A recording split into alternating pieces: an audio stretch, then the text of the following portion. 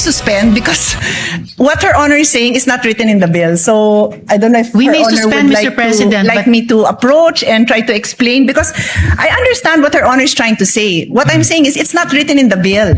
Mr. You President, can we ask may your suspend. staff because it's not written in the bill. We may suspend, Mr. President, but it is actually written in the bill, and I was Kindly read quoting it. the Kindly read it when I into the responded to her record. question. Then read it into the record, because yung binanggit niyong 5 items, nandyan nakasulat yan.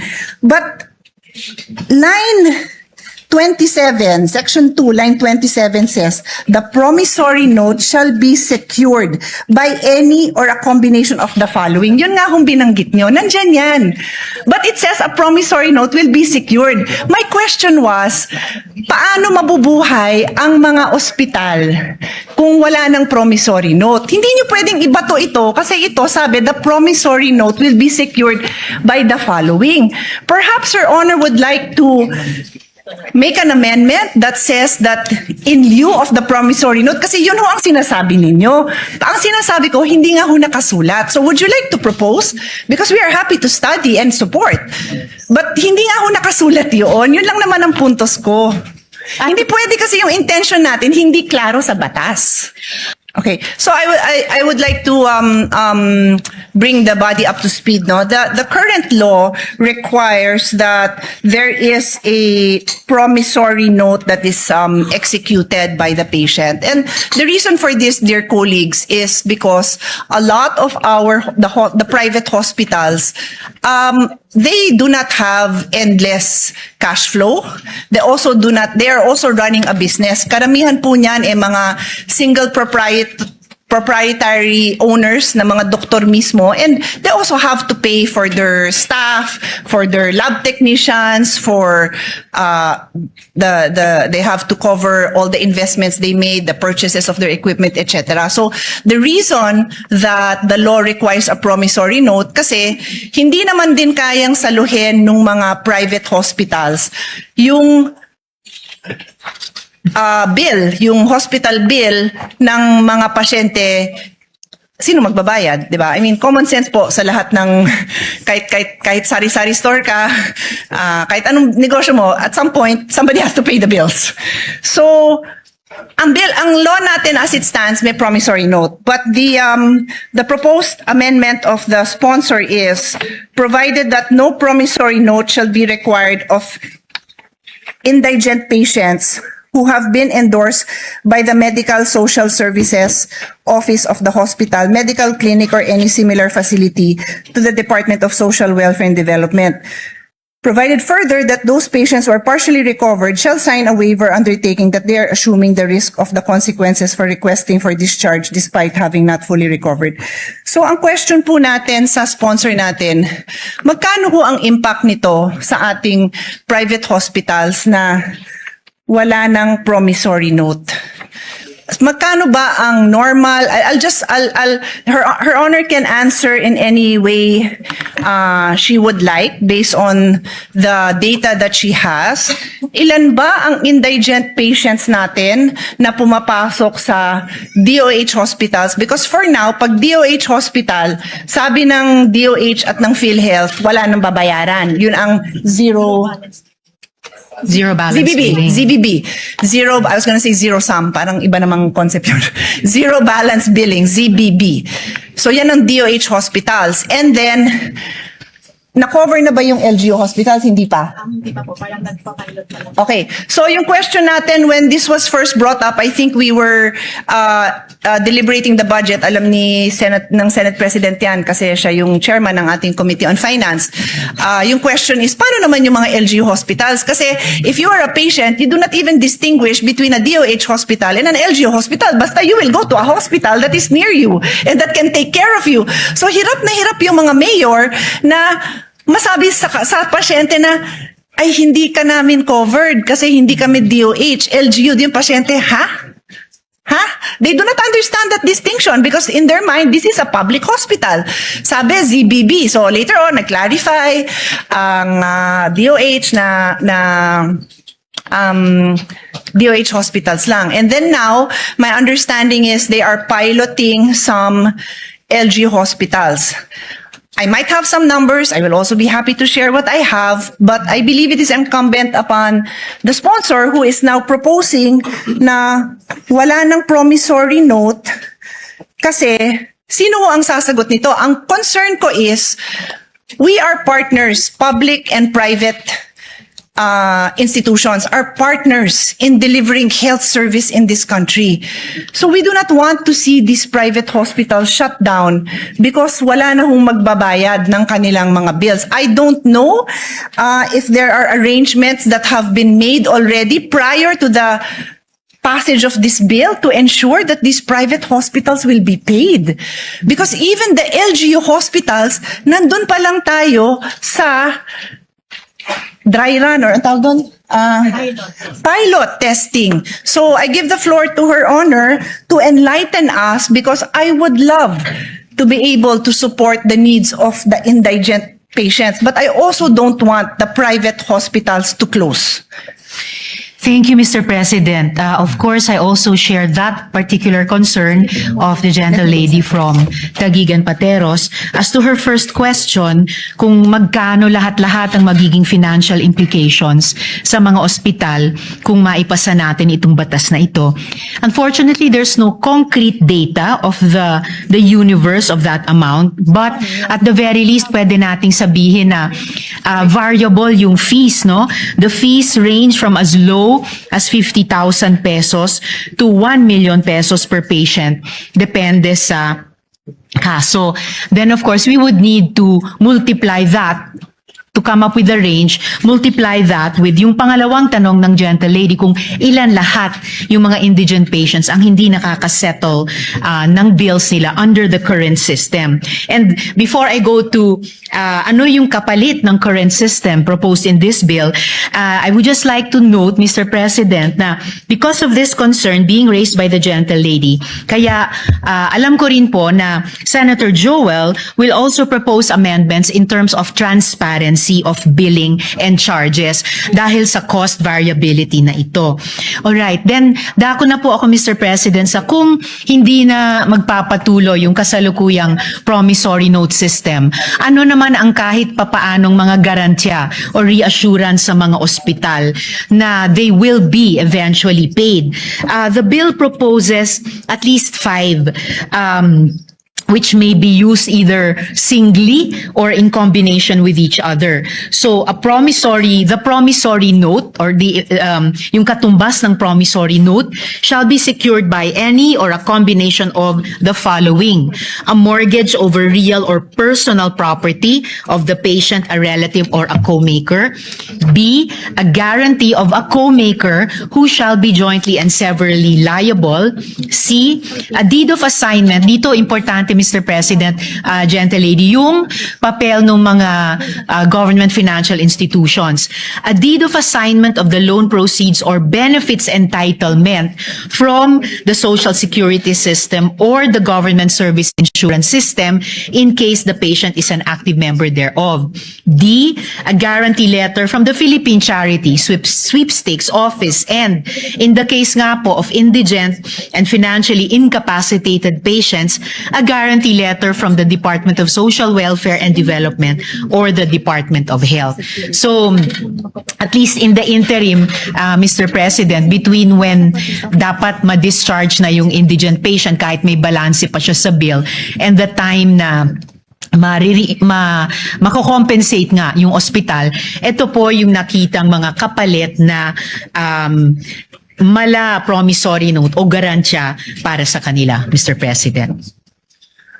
Mr. President, perhaps the sponsor can enlighten me because, with all due respect, yung binasa niyo po is Section 2, which states the promissory note shall be secured by any or a combination of the following. Yun ang binasa niyo. So this is, the promissory note will be secured by these items, yung inisa-isa niyo. What you told me is yung, ito yung mga kapalit ng promissory note. Hindi ho yan ang nakasulat sa bill ninyo, Mr. President.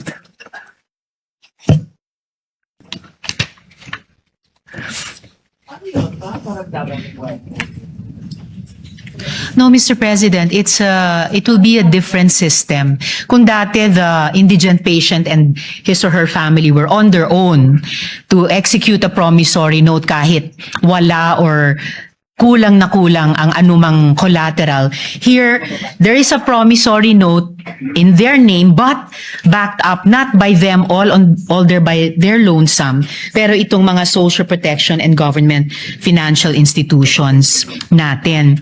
And without leaving this topic, if the gentle lady wishes to pursue it, just relating to an earlier question of hers, in terms of proxy data, yung tinatanong po nila na magkano magiging cost implications, lalo na sa mga private hospitals, kung maipasa yung batas na ito. So babalikan, sorry, just so for clarity lang, Yes. binabalikan niyo yung unang question ko kasi yung question natin ngayon is your response to me. Yes. So which one first? Because Sabi hindi ko ba po, tayo- Mr. President, na without leaving this topic, just para hindi So, ko balikan natin malimutan. yung sa numbers. Yes, Okay, I just sure. want to add, Okay. yung sagot ko kanina dun sa isa sa mga naunang tanong ng gentle lady na to use proxy data, if private hospitals are claiming 7 to 10 billion pesos from PhilHealth, then at least for purposes of discussion, we could assume around that amount yung implication sa kanila kapag maipasa itong batas. So that 7B to 10B worth of payments due sa kanila ay ipasasalo natin sa ganitong bagong sistema. And then again, mindful Can I comment on that one? Yes, Kasi Mr. otherwise, either I'll comment on this now or ililista ko lang kasi It's all right, Mr. President. Sige. So, the gentle lady may her proceed. Honor's theory is that based on the claim of private hospitals to PhilHealth, and her Honor said it is 7 to 10 billion, yan yung ina-assume ng ating sponsor na amount that is needed to cover indigent patients. Yes, Mr. President. Saan mo nanggaling yung figure na yon? From PhilHealth, Mr. President, with this What is the exact line item for that? Because I've sponsored the budget of PhilHealth and maraming hinihingi ang PhilHealth. So hindi ko kayang tanggapin na yan necessarily ang pang-indigent because the record also shows napakaraming indigent patients who don't bother going to the hospital because alam nilang wala silang pangbayad. So this is probably the bill for lower middle class or middle class patients who cannot even cover the bill. Hindi pa yata ito yung sa indigent. So we have to be clear if we are going to mention numbers that this definitely covers the sector that we are referring to. Yun lang naman yung reason kung bakit nagtatanong ako ng numbers kasi nakakatakot magpasa ng batas na to at batas ko to at gusto ko naman talaga siyang pagandahin na hindi tayo clear sa figures natin, Mr. President. Yes, Mr. President, I'm just pulling up the disaggregated data for which we came up with this proxy data of a range of 7 to 10 billion pesos. And I will be giving that to the gentle lady during this interpellation or this period of amendments. Additionally, Mr. President, before returning to the latest concern of the gentle lady, mindful of the apprehensions and reservations raised by the good senator from Taguigan Pateros regarding the possible cost implications to government, the sponsor wishes to place on record that the provision is anchored on the availability of medical assistance programs of various government agencies as provided under this bill na binanggit ko nga, Mr. President, as well as, of course, the continued implementation of the government's zero balance and no balance billing policies. And in line with this, the sponsor is likewise inclined to accept the proposed amendment of the good senator from Taguig when she proposes it, requiring the Department of Health to establish the criteria for indigency and the requirements necessary to qualify for the said exemption at a later time, Mr. President.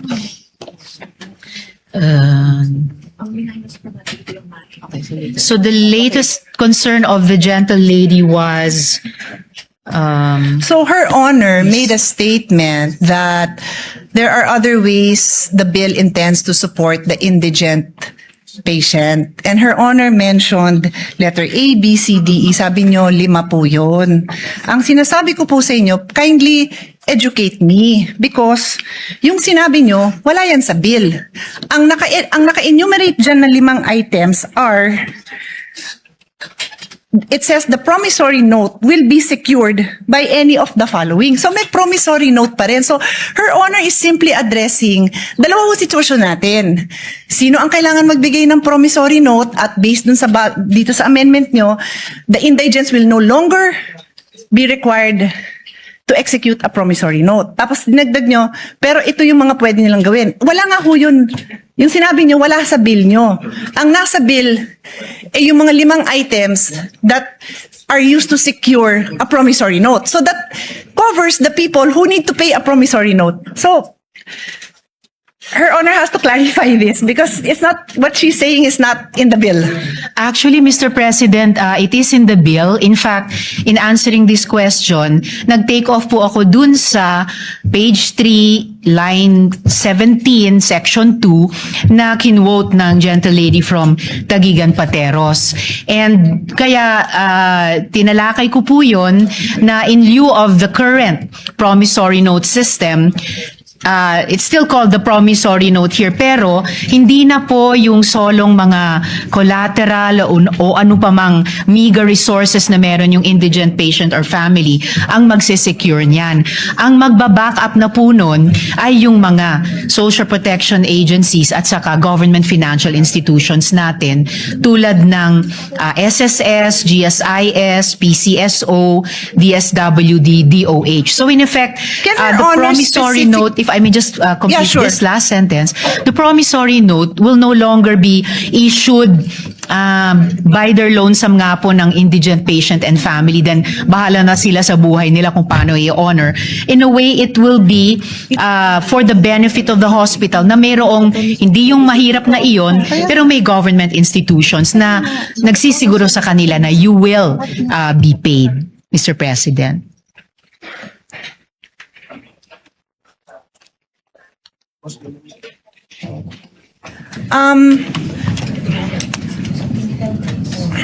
Should we suspend? Because what Her Honor is saying is not written in the bill. So I don't know if We Her may Honor suspend, would Mr. like President, like but- me to approach and try to explain, because I understand what Her Honor is trying to say. What I'm saying is it's not written in the bill. Mr. You President, can we ask may your suspend. staff because it's not written in the bill. We may suspend, Mr. President, but it is actually written in the bill, and I was Kindly read quoting it. the Kindly gentle read lady it. Kindly read it when I into the responded to her record. question. Then read it into the record, because yung binanggit niyong 5 items, nandyan nakasulat yan.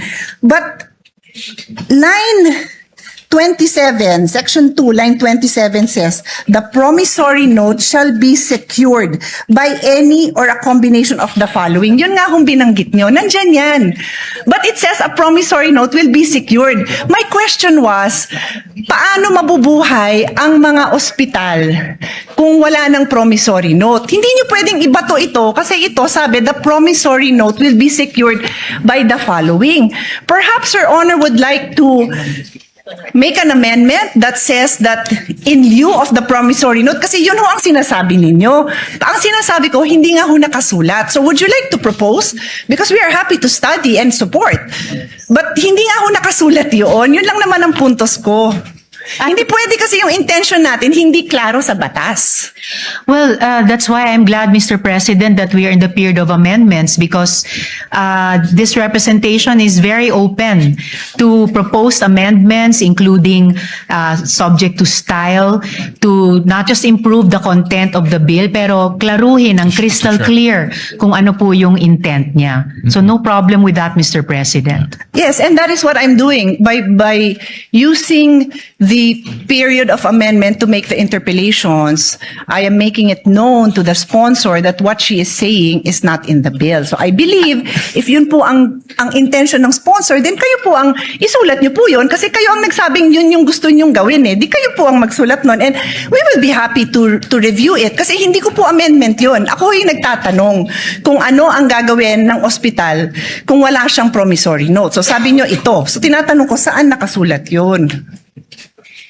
No problem, Mr. President. We can improve this in this very period of amendments. Thank you. Tapos balikan ho natin yung expenses, no? I can suspend and Her Honor can look at her numbers because I will also be presenting numbers. Her Honor also mentioned 50K to 1 million per patient. So does Her Honor intend to, kasi yun yung unang binanggit nyo. So does Her Honor intend to come up with a number based on those, that range of expense that Her Honor mentioned? Kasi kailangan nga natin ng number because we have to find out where will we get this amount to support naman these private hospitals. Otherwise, this is a disaster because ang mangyayari, pipila lang sila sa Malacanang, magmamakaawa sila na wag ipasa to. Sayang naman yung effort natin dahil we all have the same intention. Pagandahin yung health system natin. Wag ma-detain ang mga tao, masuportahan ng mga indigents, but we have to know our numbers before we make this kind of amendments. And one more on that section, so maybe we can take a break so we can work on this section. Before we go on to the one more point of the gentle lady, Mr. President, definitely this is not going to turn out to be a disaster. The whole point of the bill, as the gentle lady herself has said, is to amend and update the original law. And that is why we are in the period of amendment to further improve it, Mr. The President. only reason I use the word disaster, Mr. President, because time and again, the small private hospitals have practically kneel down in front of us, begging us for support. So pag pinasa natin to, hindi dahil sa hindi natin kinonsider yung burden sa kanila, then disaster yun para sa kanila. At kung disaster yun para sa kanila, disaster yun sa healthcare system natin because we are partners. Yun lang naman ang sa akin. We are partners, public and private. May mga lugar, and again, the Senate President is listening intently. Thank you because alam nyo din to. There are areas where there are no public hospitals. So, private hospital yung inaasahan mo doon. Tapos, kung yung mga indigent patients, sabi natin, magpapasa tayo, wala nang promissory note. At again, forgive me kung hindi ko lang naiintindihan. Kaya nga sabi ko, please feel free to point it out and educate me kung saan dyan nakalagay. Ano ba yung in lieu of the promissory note na matatanggap ng ospital? Kasi, kung wala, mababaon sila sa utang, magsasara sila. And that threat has happened many times. Alam ni Senate President yan. Ilang beses yan hindi lang nag-threaten. Some of them really closed. During the pandemic, they closed because PhilHealth was not fast enough to reimburse them for the expenses that they incurred during the time. Marami hong nagsara.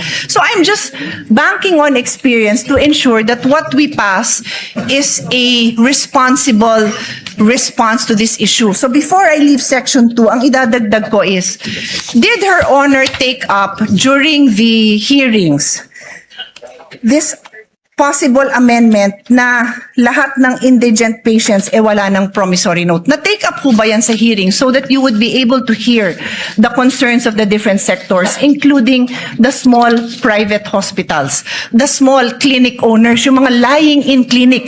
Maliit lang ang singil niya na pag nanganak ha, I'll try to pull out that number. It's not a huge amount because it's just a lying-in clinic, overnight pag nanganak. So pag indigent, the amendment now is lahat ng indigent patients wala nang babayaran. Wala nang promissory note. Sorry, to be clear, wala nang promissory note. So, was this taken up during the hearing so that marinig natin yung side nila? No, Mr. President, it wasn't taken up to have no promissory notes. The change, Mr. President, was that, as I mentioned earlier, hindi na po mag-isang mag-i-issue ng promissory note ang mahirap kahit sapilitang magkakabit siya ng kakarampot na nga na pagmamayari niya bilang di umanong collateral. Ang magbaback up na po ng promissory note, which is now more a document for the benefit of the hospital, ay ito nga pong mga social protection at saka government financial institutions na binanggit ko po kanina. So, ang ibig niyo, Mr. so two President. things I want to establish. Number one, hindi niyo nga na-take up yan. Pero ang impact nito napakalaki sa private hospitals. Wala silang chance na marinig ang side nila kasi hindi yan na-take up during the hearing. Ang sa akin naman po, I understand, no? May liberty naman po tayo mga parliamentary parliamentarians na matake up sa floor ang mga iba-ibang amendment. Naintindihan ko naman po yun. Pero pag napakabigat ng impact, it's either na-take up yan sa hearing or bibigyan natin sila ng time na mabigay din nila yung posisyon nila dito. Kasi sobrang laki talaga ng impact sa kanila. Please give me the number of private hospitals. 864 private hospitals. There are 864 private hospitals spread out all over the country. And like I said, there are certain areas where there are no public hospitals. So ang tatakbuhan lang ng tao, private hospitals. So kung hindi sila narinig sa hearing, sana man lang marinig din natin yung posisyon nila on this issue. And before, as I said, I leave section 2. Your Honor If keeps... the gentlelady would allow, Of before course. we move to another No, I'm not leaving yet. point. I have another point on section 2. If I may just respond to this latest point. I did not say po na hindi inimbita ang mga private hospitals. We did invite them to the hearing, and as far as we can remember, they had no opposition to changing the promissory note system, and in large part changing it by backing it up, hindi sa collateral ng mga mahihirap na, kundi yung guarantee at financial capacity ng mga government financial institutions at saka social protection agencies. Ang sinabi ko pong hindi ay hindi natalakay ang isang no promissory note system. But did we invite the private hospitals? We did po, Mr. President. Yes, thank you for clarifying that. Maganda namang clarification yon kasi magandang napapakita naman natin na naimbita naman. Pero yung topic na yan, hindi na pag-usapan. And if Her Honor, again, may clarify, ano ho ba yung version ng bill na natalakay doon? Yung no promissory note sa indigent patient, sabi ng ating sponsor, hindi natalakay. How about yung no promissory note to senior indigent patients? Natalakay yata yon. Tama ho ba ako?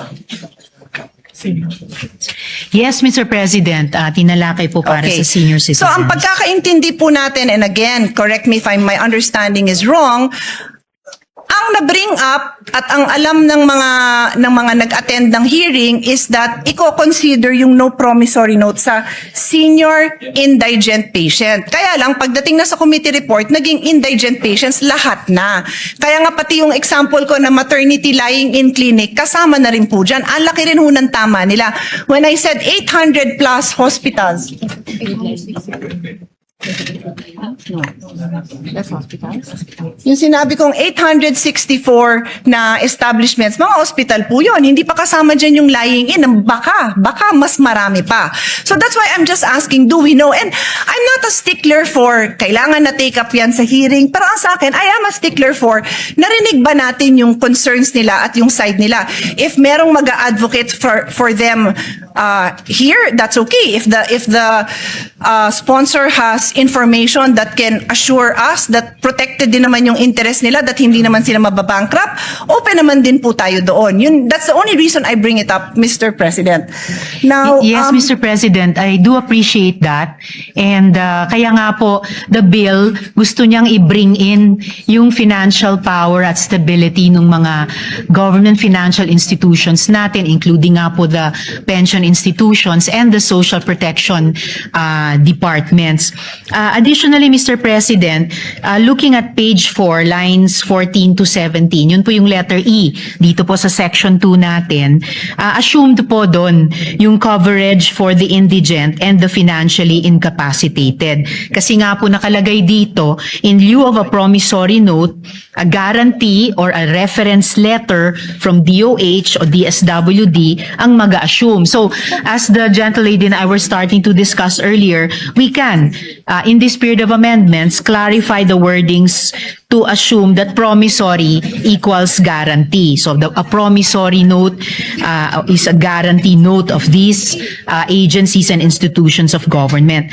So, sa ngayon, no promissory note for senior citizens, but this representation is anticipating, or it has an amendment from the Senate President na ang mako-cover all indigent patients. And I'm very willing to, I support that.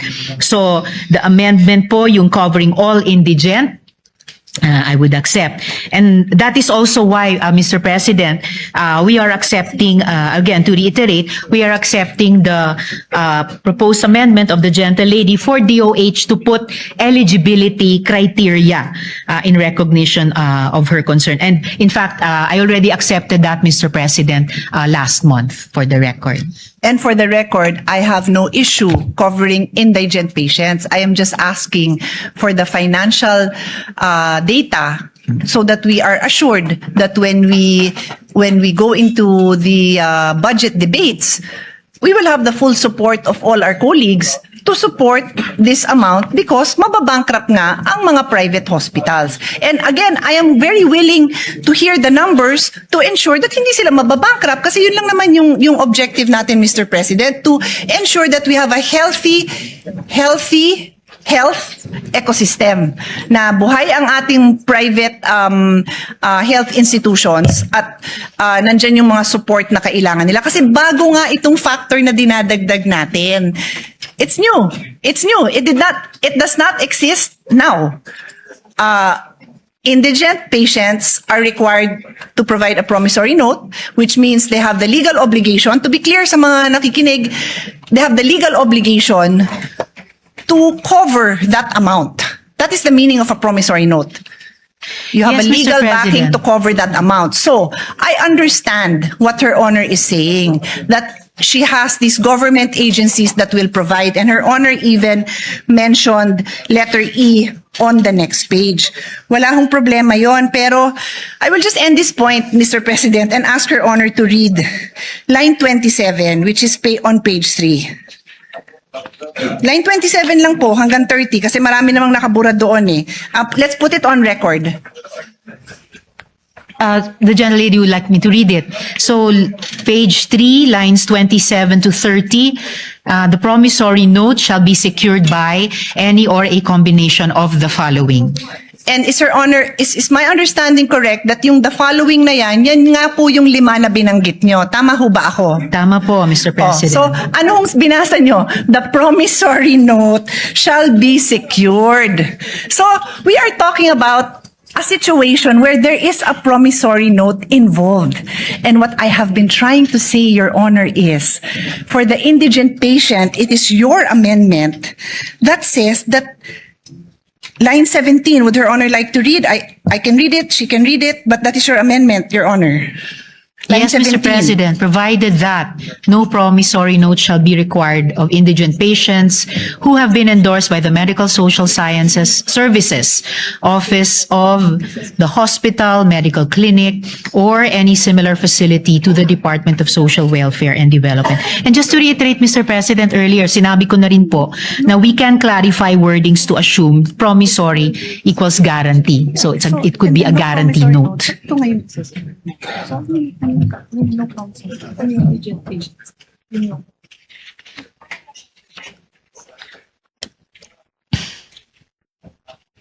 Tsaka wala rin naman pong changes sa Yes. Mr. President, assuming no sa budget allocation dahil nasa loob naman ng DOH at DSWD budgets yung MAIFIP at AIX respectively nila. Yun po yung intent din sa bill na to. Mr. President, Your Honor just read line 17, no promissory note shall be required of indigent patients. So paano sila mag-a-avail nung nasa line 27 nga na pinasa nyo? Eh yun nga yung provision that requires a promissory note. It simply elaborates what can be, what security is allowed. Yun lang mo pinopoint out natin. Kasi Her Honor keeps on pointing to the alternatives to a promissory note. Wala nga hong nakasulat sa batas nyo na ganon because Section 27, which you just read, Her Honor just read into the record, refers to the security of a promissory note. That's So why, you Mr. might require President, another provision, Your Honor. I am just trying to put into words your intentions kasi kayo ho ang may intention na ito eh. although Mr. President, as I already mentioned earlier, yung in terms of yung wording, yung language ng bill, pwede na nga pong palitan yung promissory note with guarantee note just to indicate nga na hindi na po ito yung kasalukuyan, hindi nga dating kasalukuyang sistema na sapilitang pinapapirma yung mahirap na pasyente o pamilya niya ng promissory note. Kahit halos wala siyang maidikit na collateral dyan. So if it makes it clearer, change promissory note to guarantee note. And of course, kung saan sa bill nag-a-appear yung salitang promissory, papalitan din ng salitang guarantee note. Ang importanteng pagbabago, Mr. President, ay pinapasok na po natin yung financial backing nitong mga pension systems at nitong mga government agencies, nitong mga government financial institutions, na ito yung magsaspare dun sa mahirap na pasyente at pamilya niya na sapilitang magpirma ng promissory note. Ito rin yung assurance sa ospital, pati yung mga private hospitals na definitely mababayaran sila. Kung tama po yung estimation po namin na 7 to 10 billion pesos ang financial implication, particularly sa mga private hospitals. Certainly, pag sinuma natin yung financial might nitong nakalista sa 5 letters dito, kakayanin po nilang garantiyahan yan. And yan ang assurance na mababayaran ang mga ospital sa mga serbisyong ibinibigay nila sa mga indigents, Mr. President. With the kind permission of Senator Pia, the way I understand it, dalawa po yung categories, may indigent and non-indigent. Ang indigent, hindi na po pwede mag-issue ng promissory note. Dito papasok si DSWD para to assure the payment to the hospitals. For non-indigent, pwede pa rin mag-issue ng promissory note backed by the 5 different guarantees.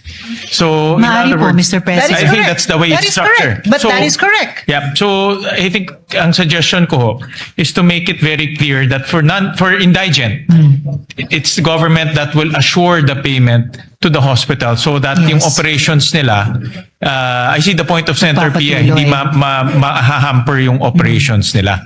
I think that should be stated clear in the bill. Para kung ako man si hospital, walang promissory note, si government na will step in and pay for my arrears. Yes, Mr. President, and will do to make it clearer.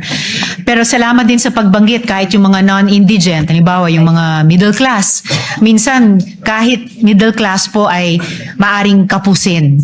So, this could be like a range of financial buffer para sa mga pasyente. Yung mga indigent talaga, at least masasandigan nila itong mga institusyon, and yung non-indigent, if necessary at kung magkakwalipika sa mga criteria, maaring mag-avail of din kahit partially. Pero syempre, alam naman po natin ang pinakamadalas na de-detain dahil may bill or may balance pa sa bill ay yung mga mahihirap. So sila po yung pinaka-aasahan sana natin dito sa 5 nakalista. Yeah, well, I suggest for the indigent, good sponsor, malista natin yung DSWD, DOH, PhilHealth, even PCSO, yung mga government institutions who provide assistance, so that kung ako yung hospital, alam ko, assured din ako na mababayaran din ako. Yun ang, I think Senator Pia is correct in saying, pag maliit ka, wala ka nang, you rely on your cash flow eh. Pag mawawala yung cash flow na yun, mahirapan sila to continue with their operation. And we'll provide some suggestions to that effect. Salamat, Mr. President. So ngayon pa lang, I could see 2 possible conditions na isasama natin or criteria. Kapag indigent patients, no promissory note.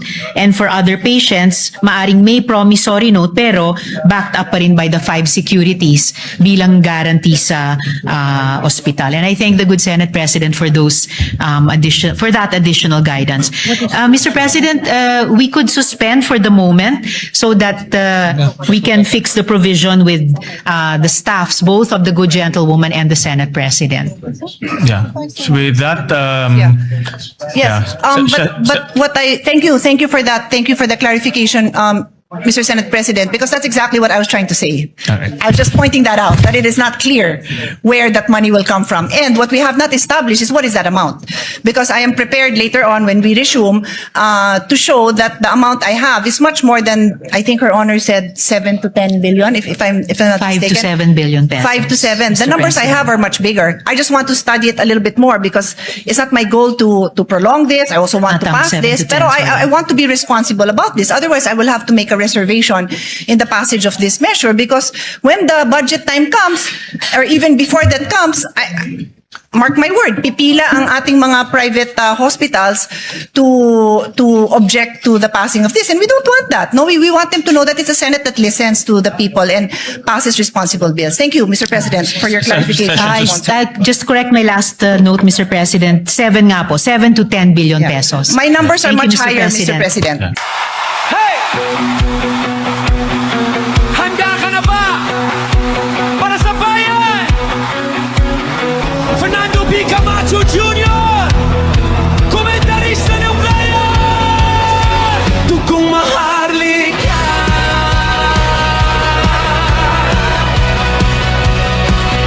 sa bawat umagang sumisikat ang araw. May tinig na handang magbigay ng liwanag. May malasakit para sa mamamayan. Hindi sumusuko sa anumang laban. Handang tumugol para sa kapakanan. Fernando B. Camacho Jr. Komentarista ng bayan. Tinig ng katotohanan para sa sambayanan. Dugong maharlika, may pusong naglilingkod. Bangon Pilipinas, magkaisa at lumaban para sa buhay ng bawat mamamayan. Pag-asa ng bayan! Fernando B. Camacho Jr. Komentarista ng bayan. Tinig ng pagkakaisa para sa sambayanan. Dugong maharlika, may dangal at katapangan. Sa buhay ang sambayanang Pilipinas.